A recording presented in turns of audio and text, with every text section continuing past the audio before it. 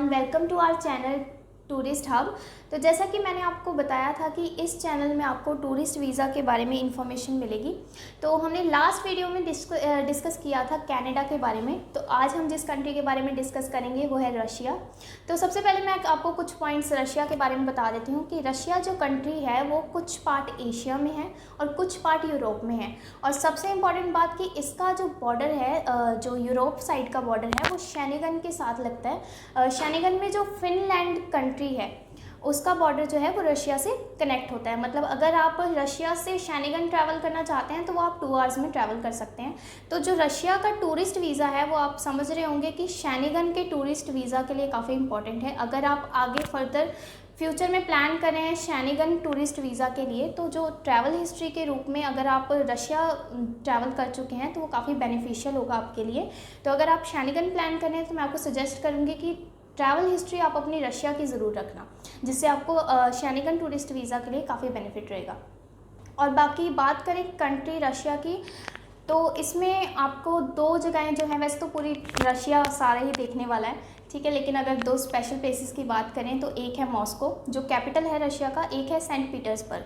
तो ये जो 2 सिटीज़ हैं ये काफ़ी अच्छी जगहें हैं घूमने के लिए। अगर आप प्लान करते हो तो आप अकेला मॉस्को भी प्लान कर सकते हो। अगर आपने बुलेट ट्रेन का भी मज़ा लेना है तो आप दोनों कंट्री साथ में भी प्लान कर सकते हो, क्योंकि सेंट पीटर्सबर्ग और मॉस्को इसका जो ट्रैवल है वो 3 आवर्स का है, जो आप बुलेट ट्रेन से भी आप कवर कर सकते हो। मतलब आपको दूसरी फ़्लाइट करने की ज़रूरत नहीं पड़ेगी, आप बुलेट ट्रेन से ही ट्रैवल करके दोनों सिटीज़ में ट्रैवल कर सकते हो। तो अगर आप दोनों प्लान करते हो तो दोनों भी घूम सकते हो। अगर एक सिटी प्लान करनी है तो एक भी प्लान कर सकते हो, ठीक है। तो अब मैं आपको कुछ प्लेसेस बता देती हूँ कि मॉस्को में घूमने वाली जगहें कौन सी हैं। वैसे तो बहुत सारी जगहें हैं, बट 1-2 मैं आपको बता देती हूँ कि अगर आप आगे अपना टूर पैकेज करवाते हैं तो आपको कौन कौन सी जगहें घूमने के लिए आपको एक माइंड में रहेगा कि हाँ मुझे ये जगहें घूमनी चाहिए, ठीक है। तो मॉस्को में बात करें तो एक क्रेमलिन नाम की जगह है जहाँ आप ट्रैवल कर सकते हैं। एक रेड स्क्वायर नाम का है, वो कुछ फील्ड सी है जिसमें आपको घूमने के लिए काफ़ी बिल्डिंग्स वगैरह देखने को मिलेंगी।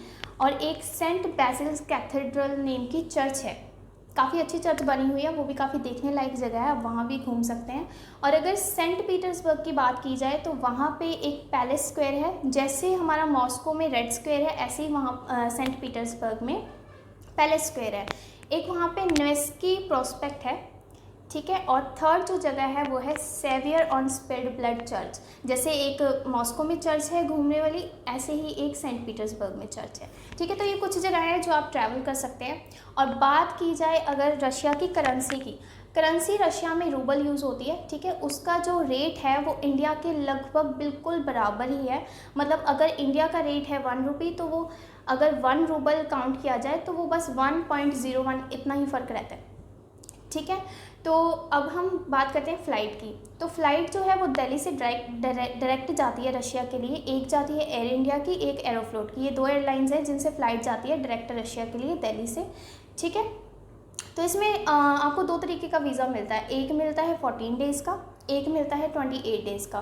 तो अगर आप ट्रैवल कर रहे हैं 5 डेज़, लेकिन आपको उसके लिए डेट्स पहले ही बतानी पड़ती हैं कि अगर आपने इतने से इतनी डेट का वीज़ा लिया है 14 डेज़ का, लेकिन आप ट्रैवल किस डेट से किस डेट तक करेंगे वो डेट आपको पहले ही मेंशन करनी पड़ती हैं अगर आप वीज़ा लगवाते हैं तो आई थिंक आपको सब कुछ क्लियर हो गया होगा रशिया टूरिस्ट वीज़ा के बारे में। तो अगर डॉक्यूमेंट्स की बात करें तो रशिया के लिए सिर्फ आपका एक पासपोर्ट चाहिए होता है और आपकी 2 फोटोग्राफ्स चाहिए होता है। और रशिया का जो टूरिस्ट वीज़ा है उसकी मतलब सक्सेस रेट उसका 100% रहता है। लाइक आपके रिफ्यूज़ल वगैरह के कोई चांस नहीं होते। स्टिकर वीज़ा होता है, आपके पासपोर्ट पे स्टैंप लग के आती है, इस वजह से इसकी इम्पोर्टेंस और भी बढ़ जाती है, ठीक है। तो आई थिंक आपको सब कुछ क्लियर हो गया होगा। अगर आप रशिया ट्रैवल करना चाहते हैं, अगर आप आगे बड़ी कंट्री प्लान कर रहे हैं कोई भी, तो भी आप रशिया ट्रैवल करें, बहुत अच्छी है ट्रैवल हिस्ट्री के लिए ये कंट्री, ठीक है। तो अगर आप अपना प्लान कर रहे हैं आगे रशिया का तो आप हमें कॉन्टैक्ट कर सकते हैं। तो कॉन्टैक्ट करने के लिए आप हम नंबर डायल कर सकते हैं 74 010 74 012। Thank you so much for watching this video.